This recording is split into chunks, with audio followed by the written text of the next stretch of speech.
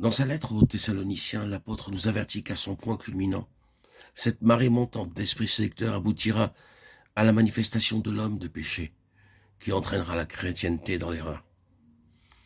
Il entrera même jusque dans le sanctuaire de Dieu. Il ira jusqu'à s'asseoir comme un Dieu dans le temple de Dieu, voulant passer pour un Dieu. La présence de ce méchant est comparable à la présence de Dieu. Et cependant, il vient avec la force de Satan, avec toutes sortes de puissances, avec des signes et des faux miracles, avec toutes les séductions qui portent à l'iniquité, ceux qui périssent parce qu'ils n'ont point reçu l'amour de la vérité. 2 Thessaloniciens 2, 9, 10. Les paroles que le Seigneur avait dites à ses disciples et que Matthieu nous a conservées, il les confirme maintenant dans la révélation qu'il donne à Patmos, à son serviteur Jean. C'est qu'à la fin de l'âge, l'arme employée par le séducteur pour dominer sur tous les peuples de la terre est d'ordre surnaturel. De grands signes dans les cieux.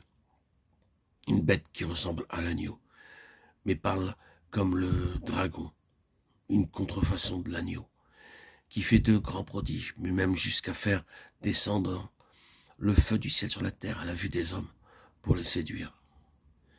Elle parvient à la domination universelle et désormais ne peut plus acheter ou vendre que celui qui porte le nom ou la marque de la bête. Apocalypse 13, 11, 17. Par le moyen de séduction et de prodiges, les légions de Satan atteignent donc enfin le but convoité, l'autorité et la domination universelle. La séduction du monde qui s'enfonce toujours plus dans les ténèbres et la séduction de l'Église au moyen des enseignements les plus divers qu'accompagnent des manifestations sataniques atteignent leur maximum d'intensité à la fin de l'âge. Il est frappant de constater que l'apôtre choisi pour transmettre l'Apocalypse et préparer l'Église en vue des derniers jours est justement ce même apôtre qui écrivait aux chrétiens de son temps « Ne croyez pas à tout esprit » 1 Jean 41, 6. Celui qui mettait en garde ses enfants contre l'esprit de l'antéchrist et l'esprit d'erreur, de séduction.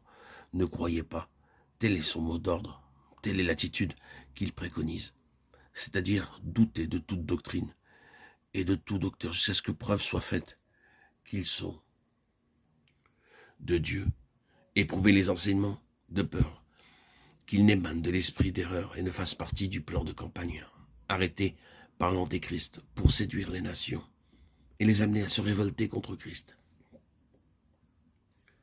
Si cette attitude de neutralité, de doute vis-à-vis de tout enseignement surnaturel était nécessaire au jour de l'apôtre Jean, quelques 57 ans après la Pentecôte, combien plus est-elle requise aujourd'hui que nous sommes dans ces derniers temps, prédits par le Seigneur et l'apôtre Paul.